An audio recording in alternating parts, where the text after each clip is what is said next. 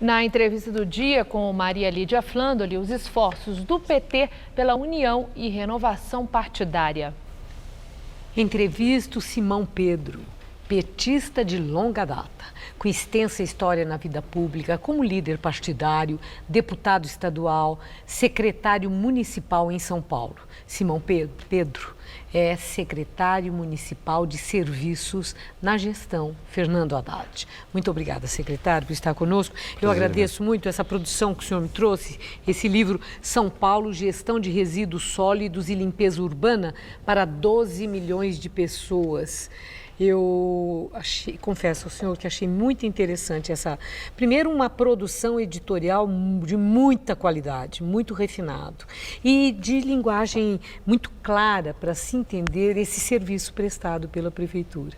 E eu fiquei curiosa e pergunto, em tempos de vacas magras, de tanta dificuldade de dinheiro, quem que paga uma produção editorial como essa, secretário, que vocês distribuem, eu acredito, para diferentes setores na cidade?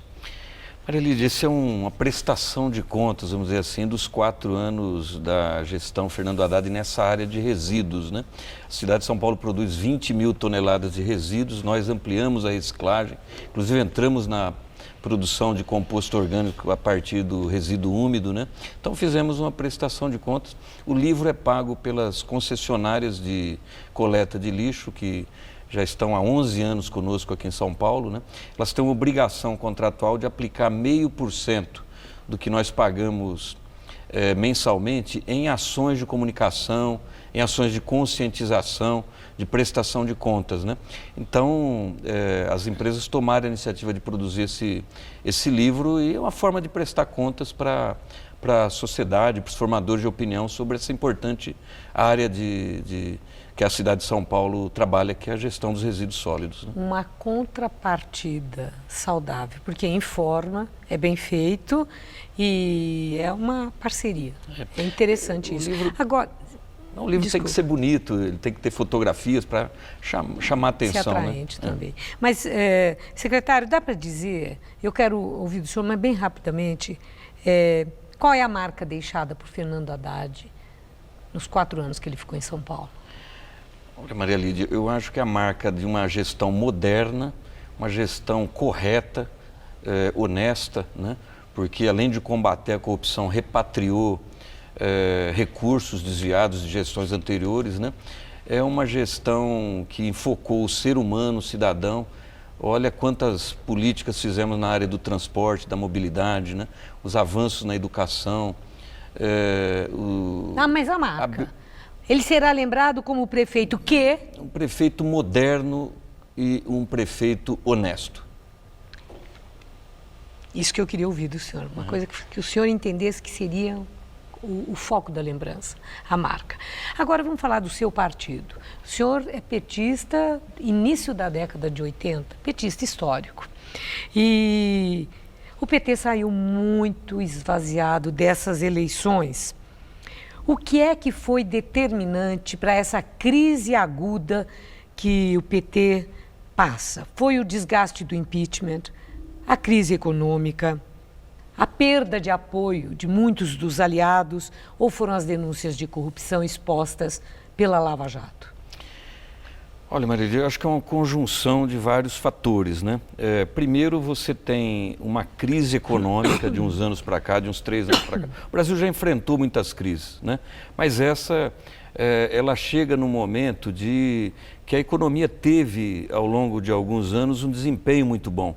Período de inclusão, período de melhoria salarial, um período de acesso à universidade, a bens públicos, a políticas sociais muito intensa, 30, 35, quase 40 milhões de pessoas saíram da miséria para um espaço de consumo. Mas estou falando, né, agora, então, dessa época tão difícil. Você não tem uma crise econômica. Tempos. Você tem uma crise econômica que volta. Então, isso gera uma insatisfação naqueles setores que... Né, as denúncias de corrupção. Então, isso é um ingrediente, né, a volta do desemprego. Né? Eu andei muito esse ano por São Paulo, pela periferia, percebi um aumento do desemprego. Então, isso gera uma insatisfação muito grande.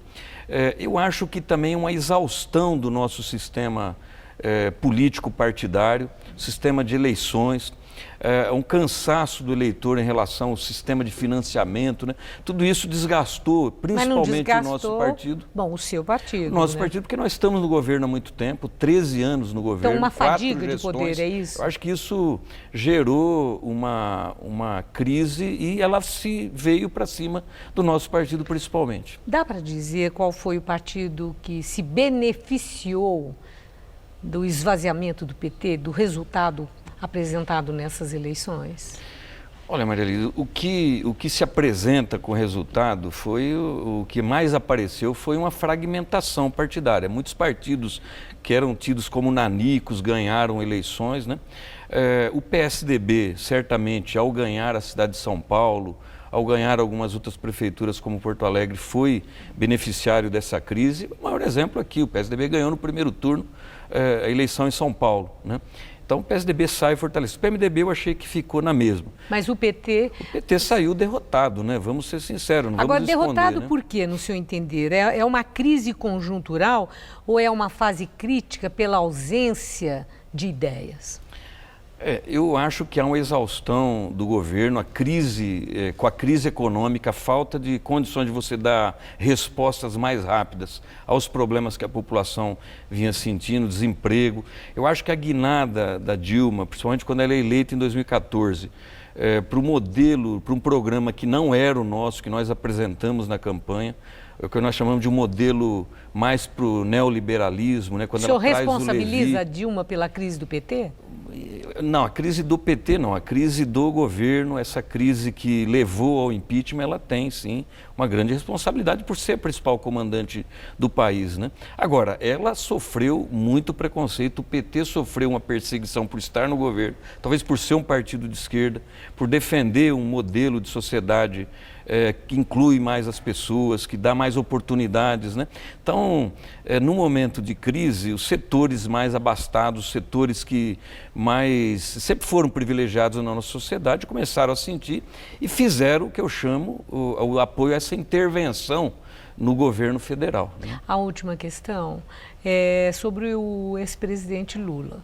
Ele está empenhado em unir o PT, foi para Brasília, ele usou até aquela expressão espanhola, concertação, ele para se referir a ações que resultem, né, na restauração da unidade partidária e que impeçam a debandada daqueles que estão insatisfeitos e não enxergando perspectiva de futuro no PT.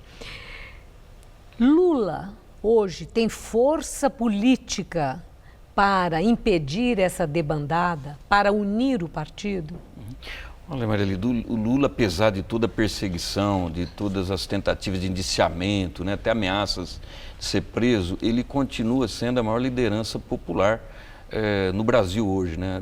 Só qualquer pesquisa de preferência de presidente, ele sai na frente, ele tem boa lembrança, o povo tem boas lembranças a respeito do seu governo, das políticas que ele implementou, do momento que o Brasil viveu com ele, e ele tem uma capacidade de conciliação, de ouvir, de sintetizar muito grande. Então ele hoje é um fator de unidade, é aquele que tem condições de não permitir que o partido se fracione. Mesmo né, com a dificuldade que ele está enfrentando, com as denúncias da Lava Jato, sendo réu em 3 ações, nada disso atingiu essa força que o senhor descreveu? O Lula sempre foi perseguido, desde o movimento sindical, jogaram denúncias contra ele, né? Não tão fortes como as que vêm ocorrendo agora, né? Essa tentativa de prendê-lo, ameaças assim, né? Indiciamentos, etc. Agora, ele continua sendo uma força importante, né? É evidente que o PT hoje precisa se renovar, precisa se refazer. O PT está numa crise muito grande, né? Perdemos a eleição, o nosso partido, em termos de governos, de prefeituras, se reduziu muito, embora a gente tenha, em muitos estados, no governo federal, muitas bancadas, né? Mas é um partido que tem um vigor muito grande, que tem ainda uma preferência do eleitorado, 13%. Então, é um partido que precisa superar essa crise. Superar essa crise, muito diálogo, trazendo todas as forças políticas para o diálogo, e precisa fazer uma renovação nos seus métodos, na sua forma de direção, né, na tomada de decisão e principalmente na forma de funcionamento. O PT vai fazer isso e a gente espera que os outros partidos também o façam. Eu agradeço muito sua entrevista. Uma boa noite, secretário. Obrigado, viu, Maria Lídia, pela oportunidade.